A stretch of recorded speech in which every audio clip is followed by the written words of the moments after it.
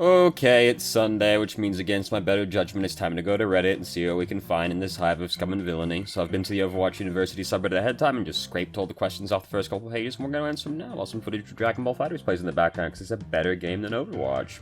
And if you're wondering which side I'm on, just look for whichever team is very blue, basically. That'll be the one. So, first up is, will this patch Dumpster Soldier even more? I don't think so. If anything, Soldier should be better after the next patch upcoming because there'll be less fucking shields in the way. Which Soldier is, like, okay at damaging shields, but there's better options, especially since they buffed McCree. I assume this is based off the fact armor is going to be blocking slightly more damage now, which, I mean, you know, that sucks and all, but it's not gonna fucking kill Soldier any worse than he is currently.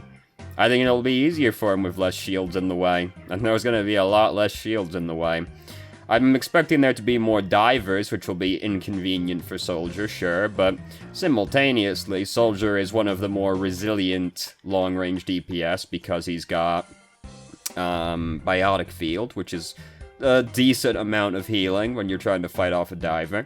And he's got Sprint, so he can always just kind of run away if something really bad is happening to him. So, I don't think it's going to make Soldier any worse. I think there's still going to be better options. This is just an intrinsic problem that Soldier has, where there's kind of just a better choice than him a lot of the time, because he just doesn't, like, bring as much as the other hitscan DPS, because, like, he's got one of the lower pick potentials, because he just needs to shoot the man more, right? Like, Ashe needs to shoot the person once or twice, McCree needs to shoot the person twice or 3 times, and Widow only needs to shoot the man once, and ideally, right?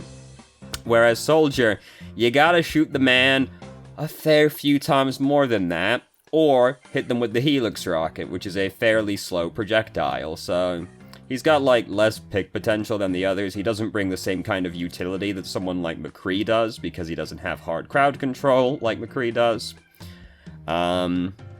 He doesn't bring, and he just doesn't bring, like, the raw damage output that the others do either. So, and, like, he has, like, a pretty bad ultimate, all things considered. It used to be really good when people were worse at the game, but it is not so good anymore. I think Deadeye is better than Tac Visor at this point, which is... We've come a very long way.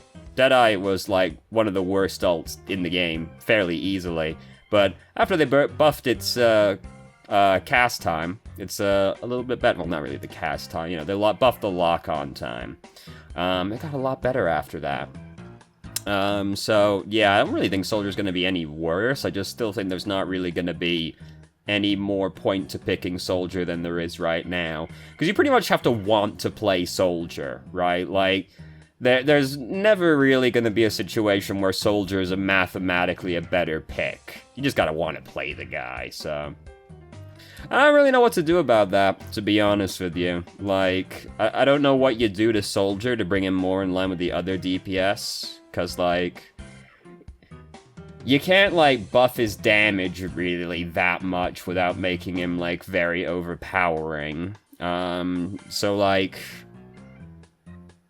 I don't know, dude. I think we gotta do something to Soldier, but I don't know what exactly. But I feel like Soldier needs something. But I don't know, I'm too stupid to think of that kind of thing. That's for the eggheads in the lab to figure out, not me. So next up is... how do I convince my friend he's not as good as he thinks he is? So I wrote down an exact quote that this guy put for something his friend said, which is, dude, I played that perfectly. That guy is just OP and spamming his gun. What does that mean, spamming his gun? Isn't that kind of the point of the video game for most heroes, you know? Anyway. I found that quite funny, that he's doing that. So basically, these guys, they play in a group, they're in silver. Our boy isn't very good at taking constructive criticism, and blames the group. Does a lot of blaming, basically. He's kind of an asshole, it sounds like. And, like, pretty much, if everybody is in agreement that the guy is an asshole, you basically, and he's not gonna, like, take criticism constructively, you pretty much gotta tell the guy, look, you gotta stop doing what you're doing, or, like, we're just not gonna play with you, dude. Like, you're making the experience miserable, and we don't want to do it. So you gotta either, like, change, like, what you're doing, or you're out. Right? Like, that's, I mean, try and talk to the guy, you know? Don't be just like, no, alright, fuck you. Get this guy out of here. Like, try and talk to him, but, like, eventually there comes a point where you just gotta say, like, dude, you are making this video game not enjoyable for the rest of us, so you're gonna need to tone down being an asshole and, like, actually stop blaming everybody else and think about what you could be doing instead, or, like, you're out. We're just gonna, like, play without you. You know. That's kind of about the odds and ends of it. Pretty much want to talk, like, any issue you're having with your friends, fucking talk to your friend about it, right? Don't just be like, well, hopefully it'll get better eventually. Try and be a little bit more proactive about that. Try and if it's like a group activity that you're engaged in, it doesn't really matter what it is. If it's like any video game, if it's like a D&D group or something, if the guy is just like an asshole and not fun to be around, talk to him, and if they aren't gonna change and they're gonna keep doing it, kick them out. Shouldn't let one guy drag the whole vibe down. You know what I'm saying? You know what I'm saying? Also, if you don't watch these games that are usually playing in the background, I recommend watching this one. This is the guy we played with a long time ago that got really mad when he lost his first character, and it happened again.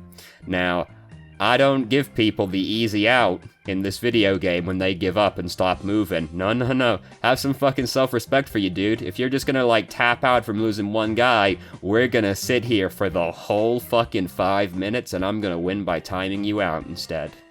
That's how it is. So, anyway. Yeah, that's pretty much what I got to say about that one. Next up is, hey DPS, what exactly do you want your tanks to do? And, It depends on, like, the tank you're playing with. There's, like, 2 potential, like, bad things tank players can do, basically. And one is being way too aggro, and one is being too much of a pussy.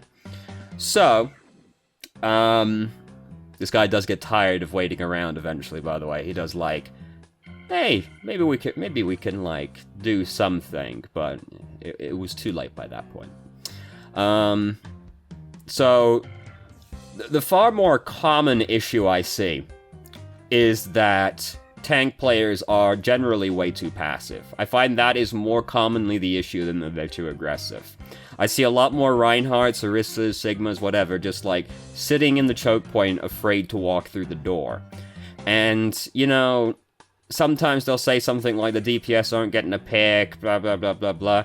You can be a little bit more proactive about that than just, like, sitting around waiting for your DPS to do your job for you, you know? Instead, if you're just, like, we don't want you to just, like, charge straight into the bad men, either. Be a little bit more, you know, restrained about it. Walk from one, like, go through the choke point. Walk from one piece of cover to the next piece of cover and, like, advance on the enemy team and start pressuring them. So, like Hanamura, you know, trying to get through the gate, you got, like, 2 options. Well, you got 3 technically, but one's really bad. Don't just, like, walk straight into the rock garden towards the point. That's really bad. Go from, like, one piece of cover to the next. So you can go, like, up the high ground on the left and approach from there, or you can go right through the doorway into the small little building on the inside of the choke point and then go around that way instead onto the objective. And those are better ways to approach. Like, do that. Don't just try and, like, charge straight through the enemy team into like, through the rock garden up to the bell, right? Because then you're just gonna get fucking clapped and nothing was accomplished regardless. So, yeah, do something like that. Kind of covers the, too aggressive side of it as well, doesn't it? Don't do that. Just, like, advance in, like, leapfrog your way in towards the objective, going from cover to cover, and actually, like, pressure the enemy team instead of just kind of sitting around waiting for me to kill like half the enemy team so that you can walk in. Try and be a little bit more proactive. And if you're like really aggro, tone it down a little bit, dog. Just like use some cover, advance slowly, pressure the enemy team, then force a fight on them when we're in an advantageous position. Stuff like that. Nobody's really asking for anything too dramatic. Most people would be satisfied with you just trying to make an attempt to get through the doorway, which is frequently what tanks are afraid to do. And this is not always a tank issue. Like, sometimes you're playing that Reinhardt, Orisa, what have you, and you, like, physically can't get through the choke point because you're gonna die. In which case, at that point, maybe it's a DPS issue, maybe it's a support issue, maybe you can be playing a more productive tank, maybe your tank is just not going to be able to get through the choke points, so you should change to a different tank so that you can, like, circumnavigate the issue, or this person's got better shield uptime, or it's a counter pick for the enemy team, you know, synergizes better with your team, works better for the map, you know, there can be something that you can do, but, you know, sometimes it's just way too scary to get through the door and you're gonna die, in which case, you know, you're not... Sometimes it is possible to do nothing wrong and yet still lose at the same time, unfortunately.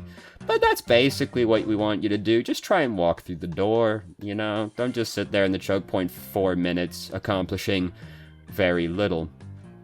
So there you go. Next up is, how much do medals matter? So I hate whenever this comes up. I looked in the thread at the time that this was posted in, and everybody that responded to it was just like, useless, medals are entirely useless. Even the losing team has medals, So, medals can be an indication of something. The problem is that this information is not used productively. So imagine this situation with me here for a moment, alright? Imagine we're playing Roadhog, and imagine we push tab, we look down, what do we see? We see that we have silver healing, and we're playing with an Anna and a Baptiste. Well, this is obviously bad. Most people at this point, however, just go, one of the healers is trash, and they stop right there.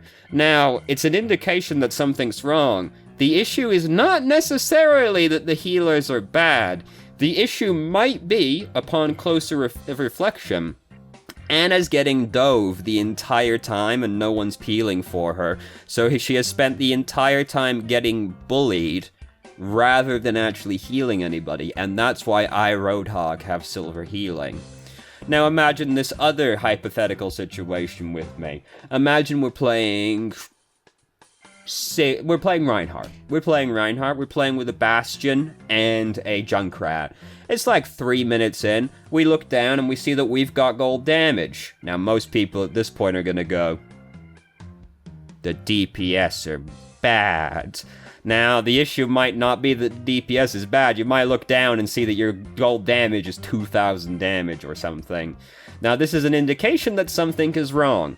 The thing that is wrong is not necessarily the DPS are bad. The thing that is wrong might be that your DPS are getting dove the entire time and nobody's doing anything to peel for them. You see, there's some steps in here to figure out what the issue might be. So medals can be an indication that something is wrong. It's just that people don't do anything meaningful with that information. They just use it as an excuse. Well, I've got the gold damage, I'm not a DPS, ergo DPS are bad. It means the DPS are struggling for one reason or another. The issue is frequently not that the DPS is bad. It is usually something bad is happening to the DPS, thereby making it harder for them to do damage. That's more frequently the issue. So no, medals aren't completely worthless. The thing is, nobody uses the information that medals give you meaningfully. That's the issue. But people like to just kind of like hate boner this, where they're just like, they've seen too many people doing this exact thing, where they're like, well, I've got the gold damage medal, so the DPS are bad. They've seen a lot of people do that. So they just flatly have adopted the stance that medals are completely worthless information. They're not, people just don't use it correctly. So If you're playing a tank or a healer and you look down and see gold DPS, maybe the issue isn't that the DPS is bad. Maybe something's happening to the DPS, and we should be trying a little bit harder to facilitate them actually shooting the bad men. You know, think about it. Maybe just, like, give it a bit of consideration at least. See if something weird is happening that you could try and help with. So anyway, there you go. Next up is, when did you start trusting your supports? So, I've seen supports that are in bronze that are better than supports that are in diamond.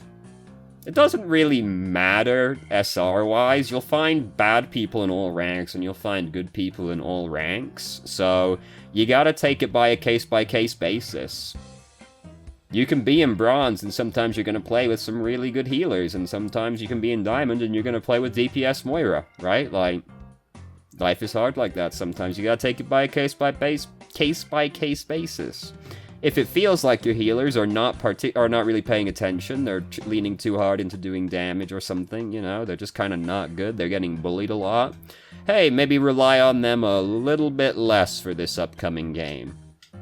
You know? Then play around health kits a little bit more. You can't really categorize it broadly by rank, unfortunately, as much as we wish we could. You do have to, like, take it case-by-case basis.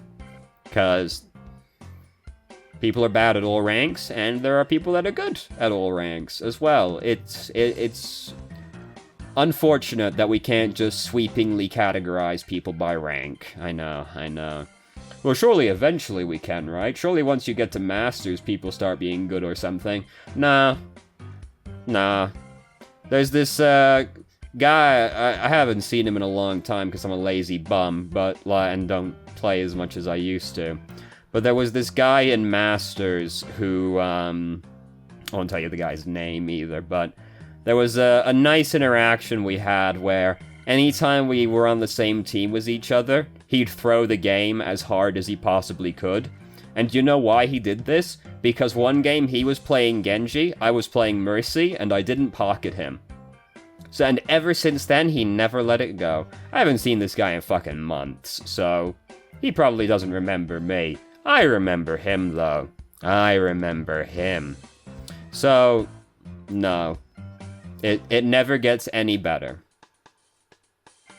So anyway, next up is, should every role... That's spelt wrong. Should every role have the same ceiling when it comes to impactfulness? And this was coming from a support player who had just played 8 games as Mercy in Quick Play, who lost every single one of those games. Now, perhaps don't take the information you get from Quick Play too seriously, but that's a fair bit of what happens on the Overwatch University subreddit. There's a lot of people who just won or lost a game, and they are riding a high of emotions and come to post about it. That makes up a good, 60% of the posts that I see on the subreddit, but you know, such is life. So every role does have the same amount of carry potential as each other. The problem is that it is... Everybody knows what a support, or what a DPS looks like when they're carrying the game, right? And a lot of people know what a tank looks like when they're carrying the game as well. Most people don't know what a support carrying the game looks like. So, and sometimes the support doesn't know what carrying a game looks like. There was a guy in the thread that had a good point where... He was basically like, the thing is that most supports kind of just have the outlook of, well, I'm healing the damage as soon as it's happening as much as possible, ergo I'm carrying. But there's more to it than that, right? Someone like Ana is not carrying the game because they are dumping a lot of heals into their teammates. The really good Ana players are the people that are finding opportunities to, quickly kill somebody on the enemy team. They're looking for opportunities to throw their anti-heal into, 3 people once the enemy team's shield goes down. There's sleeping people that are out of position or going for a flank. You know, they're finding opportunities to, kill people and use their utility. This guy put it well, I think, in that he said support players should have fangs. They shouldn't just be going around being a heal bot. Because you gotta... Support's never... It's never really been about raw healing output. Because if it was, you'd never have a reason to pick anyone other than Moira, right? Even for Moira, her utility is not that she has really big healing output. That's nice that she has this. Obviously, you can heal people through some dumb shit they're doing. But the main benefit of being Moira is more... Did I just start the same game again? I might have done. Because I seem to recall that one just how... Yeah, we did just play this one, I'm pretty sure. What was I saying? The utility that Moira has is the fact that she is very survivable. Right, like her utility is that she's hard to kill. And she gets to do, like... It's convenient for Moira right now because she has the most ability to heal people through shields, but this is about to be less of an issue as well, because the healing orb and coalescence go through shields, so that's very nice. And she's got ways to reposition around with shields quickly. But that will be less of an issue in the near future. So, yeah, you've got to find, like, ways to use your utility smartly, right? Like, you've got to, and any support you're playing, if you see an opportunity to kill somebody, like, do it, dude. Killing somebody is still, like, the most impactful thing you can do in the game, really. Now, healing is still important, obviously. You can go too far in the opposite direction where you're being that guy and you're just trying to kill the bad men rather than supporting your team. You don't want to take it too far in the opposite direction. But you should be looking for opportunities to kill people, dude. If you're playing Mercy and you're using Valkyrie and you see a support or a DPS that's kind of off by themselves, fucking go kill them, dude. It is really hard for most DPS players to kill, and most supports as well, to kill a Mercy through Valkyrie. So, dude, if you see an opportunity, fucking go get him. Go get that man. Same if you're playing Batista. Fucking shoot that boy. That's right, they buffed your gun. Click some mans. Get those boys. Moira, sip those low health people. Use that coalescence to do some damage. Don't just, like, sit around a corner healing your team. Try and get the bad men with it as well. Just, don't sit there being a heal bot. Try and look for opportunities to be aggressive. I see a lot of situations where support is just kind of, like, sitting around waiting for somebody to take damage so they can do something. Don't do that. Like, using that in the middle of that downtime, go and find something aggressive to do. Go and find something to do rather than just sitting around waiting for somebody to take damage. Doesn't really matter what it is. Don't just, like, fill that space, though. Don't just sit there being like, well, I'm a healer, you know. Nobody taking damage right now. I gotta go heal. Do some damage too, dog. So every role does have the same ceiling when it comes to being impactful. It's just supports are often less obvious in what it takes to carry. Because to me, like, I can tell when an Anna's carrying because she shows up in the kill feed and she's throwing that grenade in there and hitting like 3 bad men with it. And fuck, she just sealed those 3 bad men to death. Like, they're fucking dunzo now because they can't get healed. That's really bad in this video game when the tanks can't get healed. So yeah, like, that's, you know, they do. It's just, support players are too in the mindset of you gotta give them the healy-feelies. Sometimes, you know, it's like the medic in TF2 said, the hurting is more fulfilling than the healing. Go hurt some bad men. So there you go. Next up, is a positive mindset crucial for competitive games? I wouldn't necessarily say so. I wouldn't say that I have a particularly positive mindset about things and I have good results. It's more about having a productive mindset rather than a positive mindset. You know, there's the obvious, you know, there's the self-fulfilling prophecy thing where if you come into a game expecting to lose, well, you're probably going to lose that game just because you're not trying as hard as you could be. You know, that sort of stuff is true and all, but I wouldn't say having, like, a believe in yourself anime outlook on situations necessarily is, like, necessary or anything. Like, all things considered, I'm pretty pessimistic, but I've seen, like, decent results and stuff. It's more just about, like, rather than blaming your team for stuff, you're just, like, trying to, actually learn from things, right? You're not really bothered about... It's not about winning, it's about improving, is the mindset I have. I know... Oh, God, what have I done?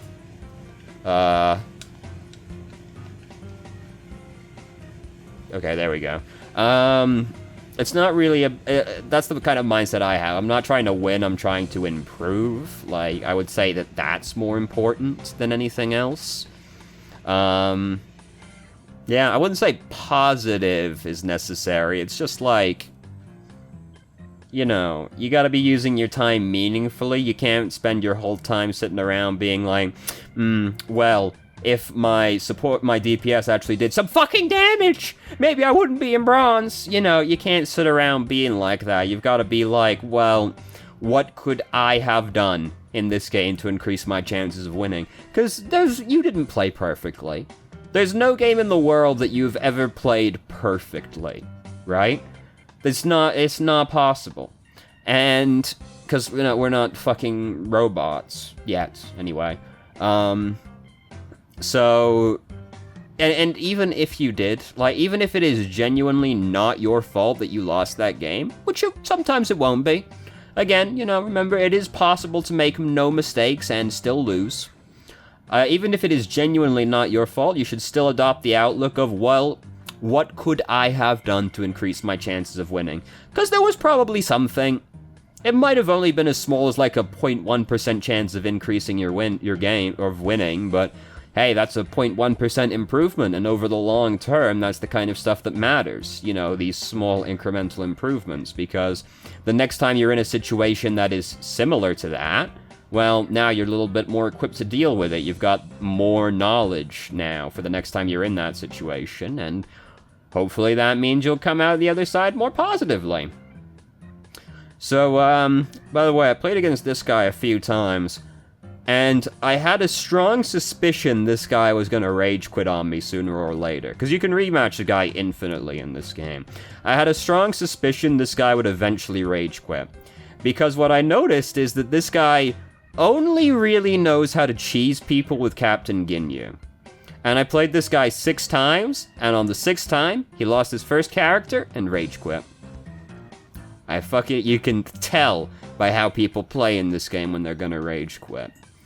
Anyway, so yeah, I wouldn't say a positive mindset is necessarily required. It is beneficial overall, but I wouldn't say it is crucial. It's more just about having a productive mindset about things than anything else. So there you go. And for the next question, and this is the last question for this week, by the way. It was really hard to find questions this week, by the way. I had to go back like fucking 8 pages to actually like get all these questions. There was a lot of, well, Reddit happening, basically. So, next up, last question is, how does Wrecking Ball actually take/make safe space safe? And the same way that Winston does, dog. Like, fulfills the same role as Winston, which is main tank, dive tank. He's the same thing, it's just people are less accustomed to playing with Hammond as the main tank. Like, you're trying to do the same stuff as Hammond, you're trying to jump into the squishy people and disrupt them, and you're really, like, tanky and hard to kill and very obnoxious, so you're gonna bounce people around. And hopefully while that's happening, your teammates are going to capitalize on this. Like your long range, you slam people with pile driver, and hopefully that, you know, you're going to bounce badman up in the air. Your long range DPS are able to shoot at that, you know? You're pushing people, you're like go behind the enemy team and you push people from their team into your team, and now, hey, they're out of position. Hopefully your team helps you kill these people now, you know, stuff like that. You go in, you drop the mines, you pile drive, that whole space is very hazardous now. The enemy team has dispersed. Hopefully your team comes in and capitalizes on that, you know? You're trying to fundamentally do the exact same things that Winston's doing, which is just disrupt the bad men. It's just happening in a different way. Because Winston, you jump on the men and you tase them. Right, that's how Winston does it. You put the bubble down. Or you jump in, you use Primal Rage, and you start, like, pushing people around, you try and get someone off a ledge, you try and get them in the corner to bully them, and you just, like, disperse the enemy team as much as you can, you know? Like, that's how Winston does it. This is, again, disrupting and distracting people, making it easier for your team to, like, move in, to capitalize on this. And Hammond's doing the same fundamental thing, just in a different way. And, like, that's pretty much it, really. Like, the exact same way Winston does. It's just people have a habit of seeing Hammond in there spinning around the objective, and they just kind of go, what the fuck is that hamster doing? Rather than actually, like, going in and capitalizing on the situation that Hammond is creating, they just kind of watch the guy like, what's he doing? He's feeding! That's what he's doing! Even though they could have probably gone in because 4 people are looking at Hammond right now rather than the choke point. That's the issue. But yeah, same way Winston does, just in a different way. But same basic concept, you're just disrupting the enemy team. So when Hammond goes in and starts spinning around the bad men and pile driving them, maybe follow him, rather than just watching him like, Hammond's feeding! From the choke point. So there you go, and that's all the questions I've got for this week, so now we're gonna have to wait for this game to end before we can move on. So, I've got nothing to say about Fighters, really, except that was really bad and Beerus should be dead, but then he gave it to me anyway. Sick. So, I've got nothing to say about Fighters. I'm very stoked currently about the Guilty Gear game that's coming out next year. They showed some gameplay stuff, and it's looking sick, dude. I finally have learnt how to play fighting games now from playing Fighters, and this is an Arc Sys game. Guilty Gear is also by Arc Sys, so, you know, hopefully I can carry over a little bit of this knowledge, but now have finally gotten in the ground floor. So now I want to play more fighting games. I don't like Street Fighter. I've played Street Fighter. It's, like, really tedious to play Street Fighter. Guilty Gear looks pretty sick, though, and I'm very excited to play it. I'm also excited to play Grand Blue Versus, because that also looks really good. It helps that Arc System games look fantastic. They've really nailed this 2D, 3D stuff, right?